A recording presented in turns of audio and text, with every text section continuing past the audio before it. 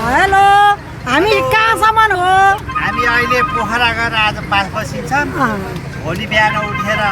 जोमसुम बसिन्छौँ निकोर्सी हामी मुक्तिनाथको दर्शन गर्छौँ होइन त ल शुभ यात्रा हामीलाई अर्को गाडीको नेतृत्व कसले गर्नु भएको छ सुभाष श्रेष्ठ अध्यक्ष वडा अध्यक्षज्यूले होइन यो गाडीको चाहिँ तपाईँले गर्नुभयो होइन जीवन सर हेलो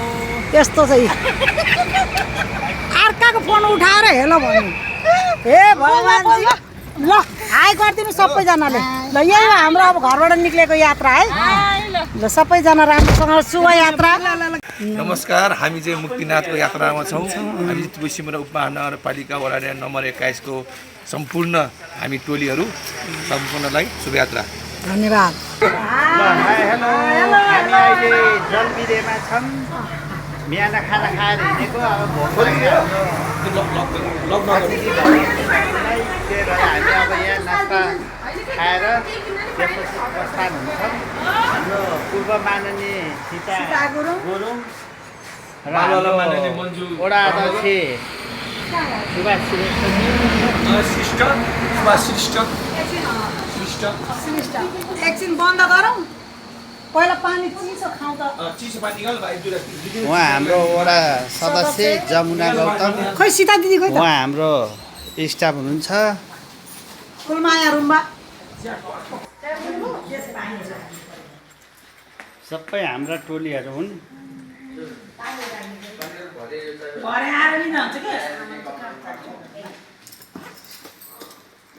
हाम्रो माननीय ज्यू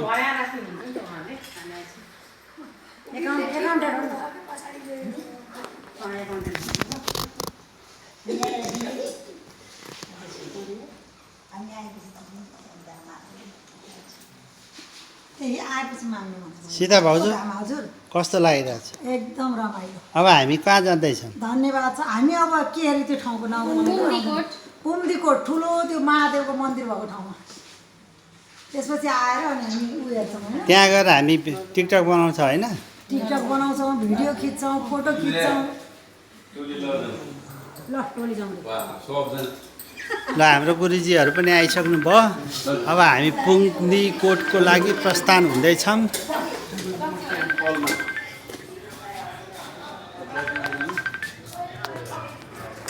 ल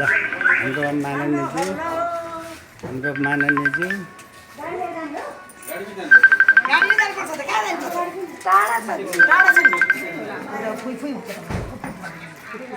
हेलो गाईहरू के छ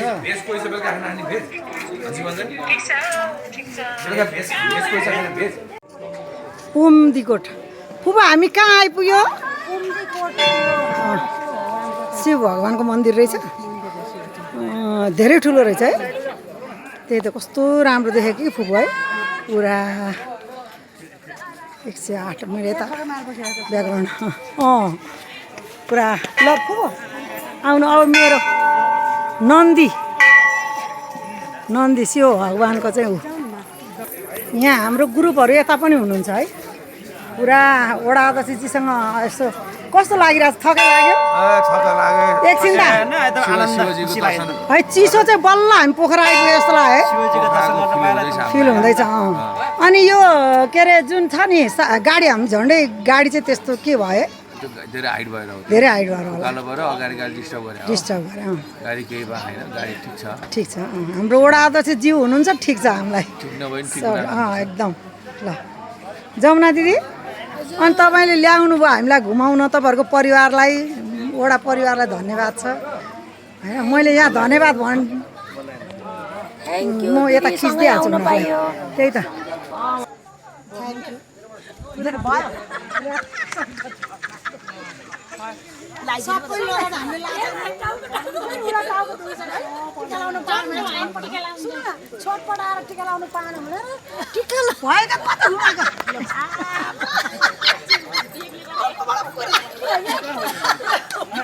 ल हेलो अब हामी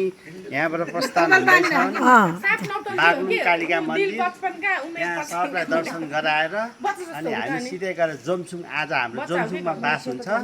भोलिपल्ट बिहान उठ्छौँ अनि कागबेनीमा गएर सिधा दान गर्ने सिधा दान गर्छ त्यसपछि हामी गएर मुक्तिनाथ पूजा आजा गरेर रिटर्न बिहान हुन्छ ल ल हामी चाहिँ हाम्रो वडा अध्यक्षजीसँग पनि यसो भलाकुसारी कुरा गरौँ न गुड मर्निङ मानिन्छ गुड मर्निङ हजुर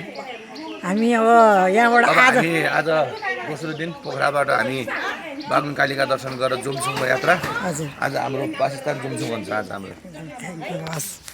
कस्तो छ हामी एकछिन रेस्ट गरेको यो बरफ चुसौँ न चुसौँ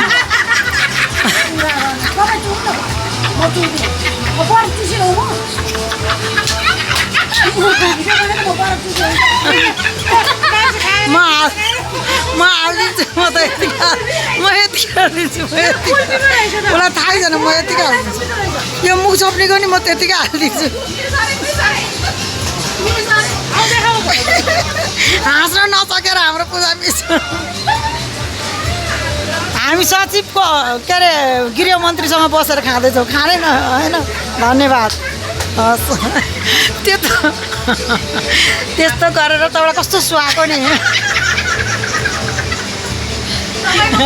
यो यही आउँछ बुढी यही आउँछ बुढीको यही आउँछ मजाक मत किजिए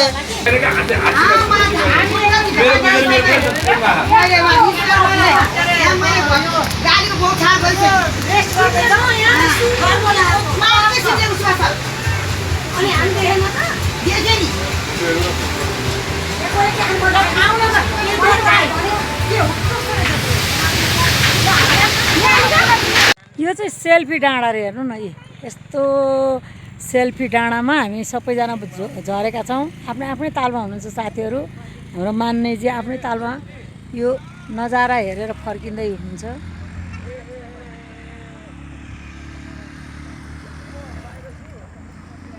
हाम्रो गाडीहरू यो हाइवे हो टक्क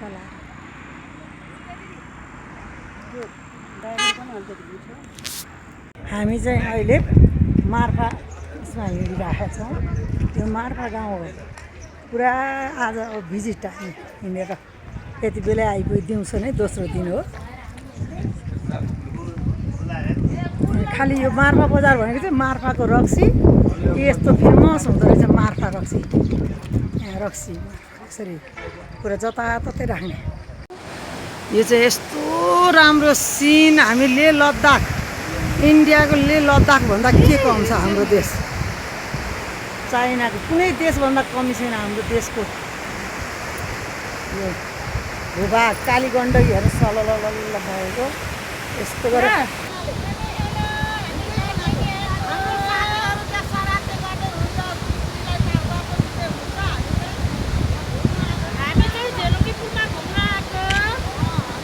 झोलुङ्गे पुल होइन यो कागबेनीको कालीगण्डकी खोलाको यो डाँडा ल ल अब यो कहिले पानी नपर्ने हावा चले पनि पहिरो आउने ठाउँ भनेकै यो ल मुक्तिनाथको यो अचम्मको पहिरो मुक्तिनाथ दर्शन फोटो खिच्दै हुनुहुन्छ पोजै पोज साथीहरू ल जीवन मुक्तिनाथ दर्शन गर्न आएको न कस्तो लागिरहेछ मुक्तिनाथ दर्शन गरियो एकदम राम्रो तरिकाले हामी मन्दिरभित्रै छिर्यौँ र आरामले दर्शन गरेर अहिले यहाँ फोटो सेक्सन आउँदैछु 2 मिनट हाम्रो वडा अध्यक्षज्यू ल कस्तो लागिरहेछ एकदम रमाइलो यसो पुसा गाह्रो परेछ पनि हेरौँ न सिधा पनि हेरौँ हेलो ल धन्यवाद ल हामी चाहिँ एकदम मन्दिर पूजा गरेर सकेर यहाँ यो बुद्धको त्यो तपोभूमिमा आएर हामी खाजा बौद्ध पार्कमा आएर यसो रेस्ट गरेर भगवान्को मन्दिरमा आएपछि रेस्ट गर्नु रे भन्छन् त्यही भएर हामी रेस्ट गर्न बसेका छौँ ल सबैजनालाई धेरै धेरै धेरै धेरै सकुशल हामी यहाँ आइपुगेर बस्न पाएर अवतरण गरेर बस्न पाएको हुनाले खुसी छु हाम्रो वडा अध्यक्षजी माथिबाटै आउँदै हुनुहुन्छ गम्भीर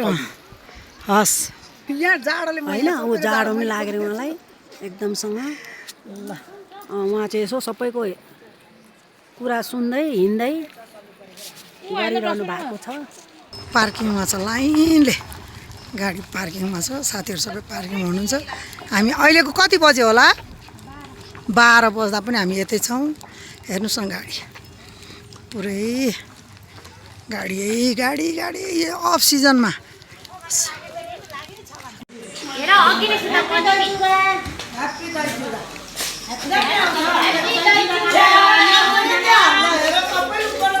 दही चिउरा हामी असार 15 दही चिउरा यसरी भम्म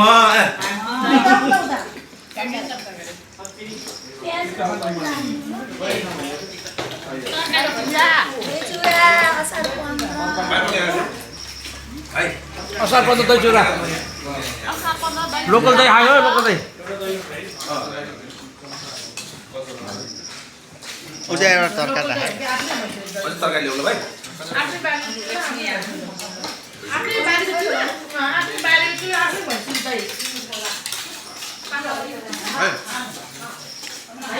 यो भाइको व्रत चाहिँ केही नखाने रे भाइ ल यो हामी चाहिँ के अरे रानी महल पाल्पाको रानी महलमा आइपुग्यौँ 14 किलोमिटर होइन। यहाँ चाहिँ हाम्रो हामी टिम यहाँ 14 किलोमिटर हामी म्युजियम यहाँ हामी यहाँ यो चाहिँ जान्छौँ यहाँ यहाँ हो यो यस्तो राम्रो ठाउँ छ यो म गएको ल देखाउँ ल यो जान्छौँ यो कुन ठाउँ रहेछ ऋषिकेशको टेम्पल रिडिटेज यो भएर बिस्तार यो पनि एकदम प्रख्यात हो भैरवस्थानको त बाटो पनि पर्छ यो जाउँ न जाने त ल निक्ल्यौँ ल हेलो ल निक्ल्यौँ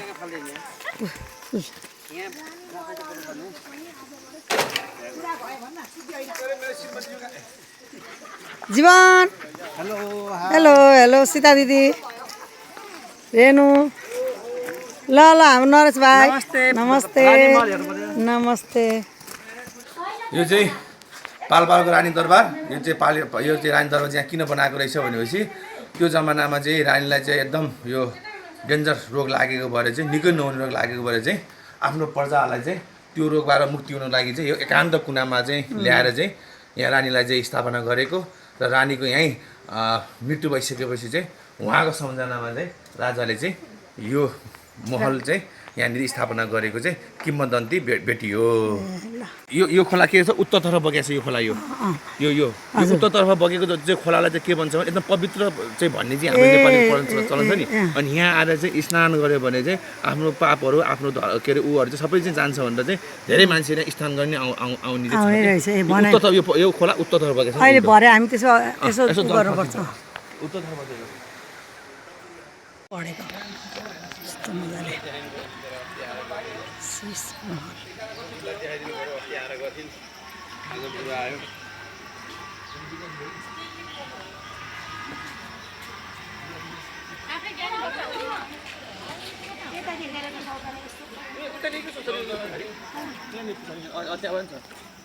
दर्शन गर्दा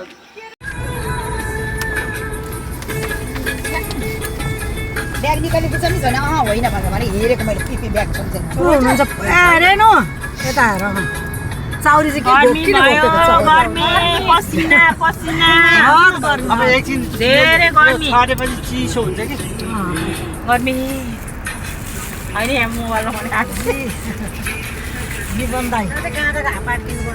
किन बुबु हामी आज किनेर लगाएर हिँडौँ भोलि गएर